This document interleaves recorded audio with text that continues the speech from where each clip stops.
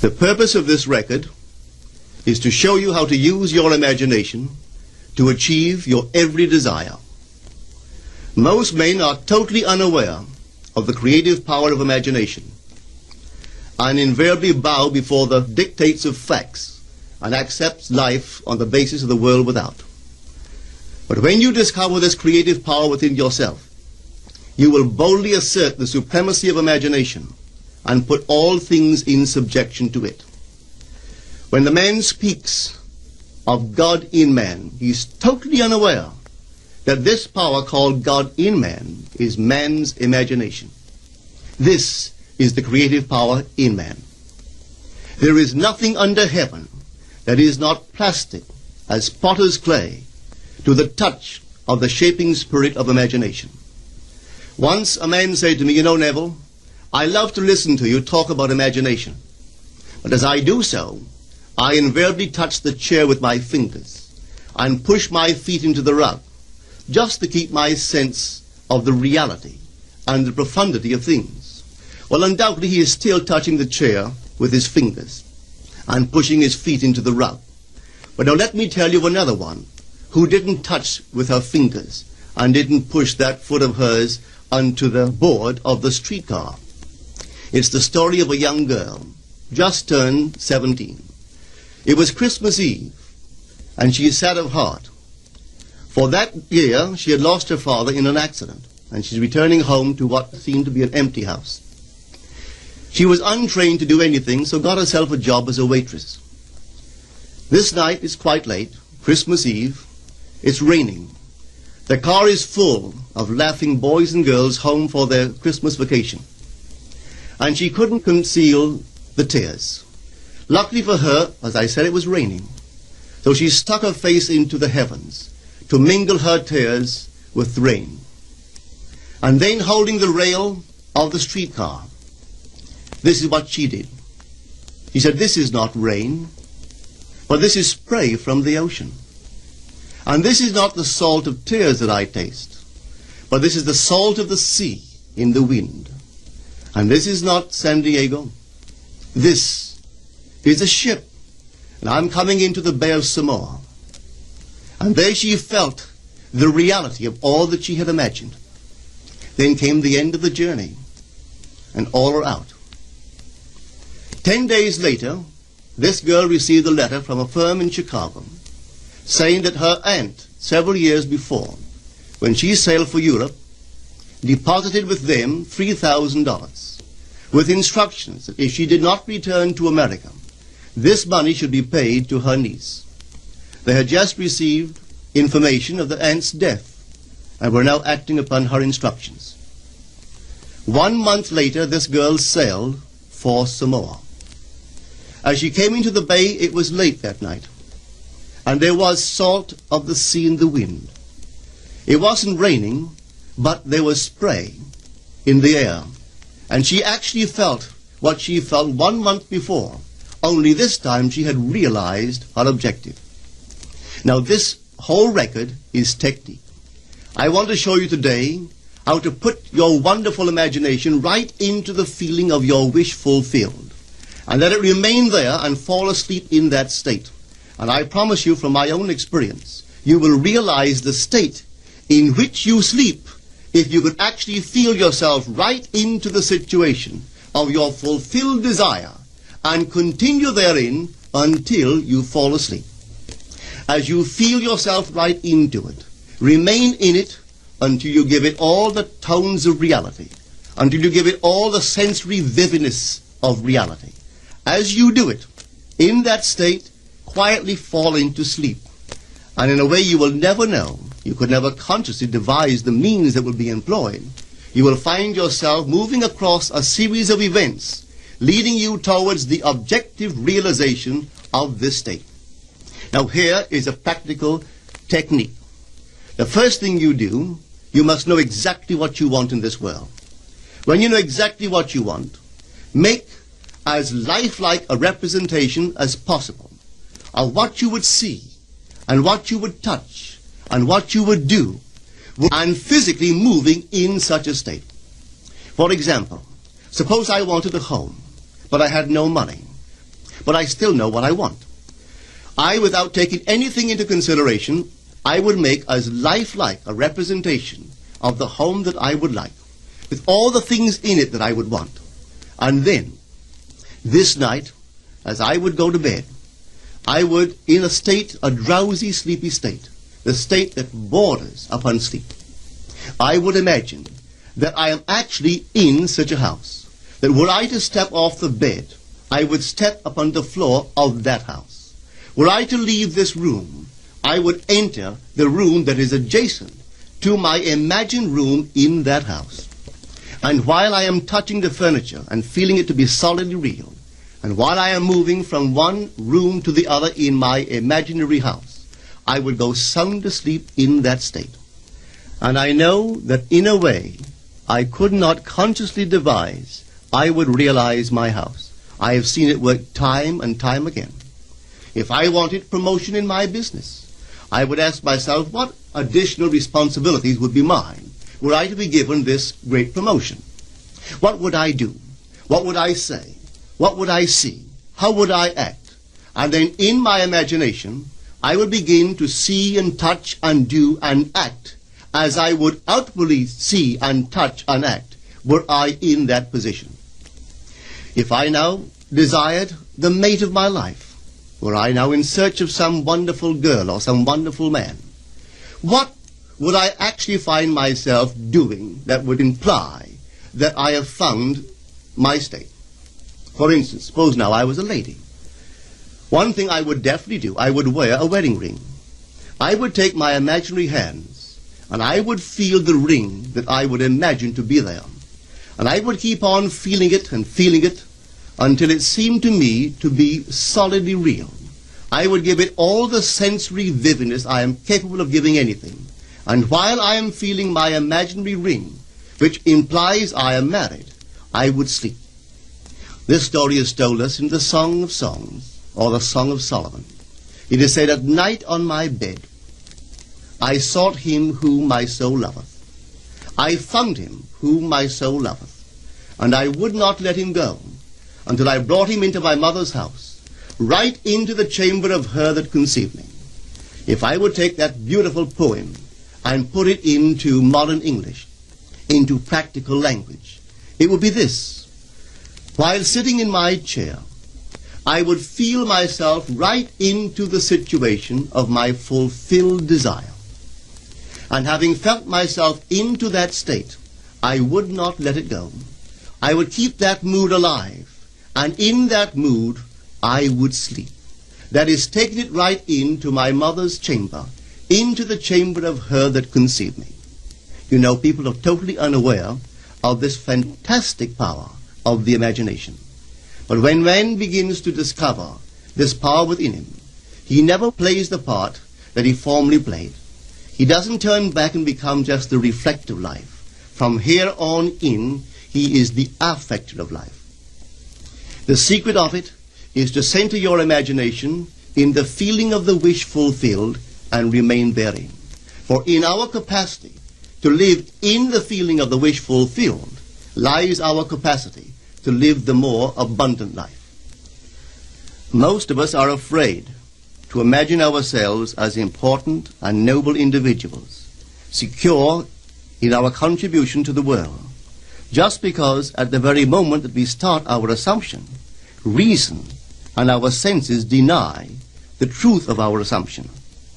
We seem to be in the grip of an unconscious urge which makes us cling desperately to the world of familiar things and resist all that threatens to tear us away from our familiar and seemingly safe moorings. But I appeal to you to try it. If you try it, you will discover this great wisdom of the ancients, for they told it to us in their own strange, wonderful, symbolical form. But unfortunately, you and I misinterpreted their stories and took it for history when they intended it as instruction to simply achieve our every objective. You see, imagination puts us inwardly in touch with a world of states. These states are existent. They are present now. But they are mere possibilities while we think of them. but they become overpoweringly real when we think from them and dwell in them.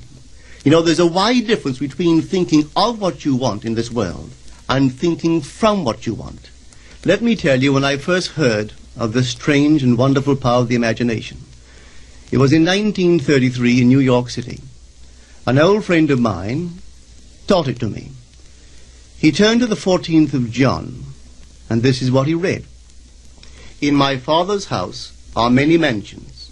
If it were not so, I would have told you. I go to prepare a place for you. And if I go and prepare a place for you, I will come again and receive you unto myself, that where I am, there ye may be also. He explained to me that this central character of the Gospels was human imagination. That mansion was not a place in some heavenly house, but simply my desire. If I would make a living representation of the state desired, and then enter that state and abide in that state, I would realize it. At the time, I wanted to make a trip to the island of Barbados in the West Indies, but I had no money. He explained to me that if I would that night, as I slept in New York City, assume that I was sleeping in my earthly father's house in Barbados, and go sound asleep in that state, that I would realize my trip. Well, I took him at his word and tried it. For 1 month, night after night, as I fell asleep, I assumed I was sleeping in my father's home in Barbados. At the end of my month, an invitation from my family came, inviting me to spend the winter in Barbados. I sailed for Barbados the early part of December of that year. From then on, I knew I had found this Savior in myself. The old man told me that it would never fail. Even after it happened, I could hardly believe that it would not have happened anyway. That's how strange this whole thing is. On reflection, it happens so naturally. You begin to feel or to tell yourself, well, it would have happened anyway. And you quickly recover from this wonderful experience of yours. It never failed me if I would give the mood, the imagined mood, sensory vividness. I could tell you unnumbered case histories to show you how it works. But in essence, it's simple. You simply know what you want. When you know what you want, you're thinking of it. That is not enough. You must now begin to think from it. Well, how could I think from it? I am sitting here, and I desire to be elsewhere. How could I, while sitting here physically, put myself in imagination at a point in space removed from this room and make that real to me? Quite easily. My imagination puts me in touch inwardly with that state. I imagine that I am actually where I desire to be. Now, can I tell that I am there? There is only one way to prove that I am there. For what a man sees when he describes his world is as he describes it relative to himself. So what the world looks like depends entirely upon where I stand when I make my observation.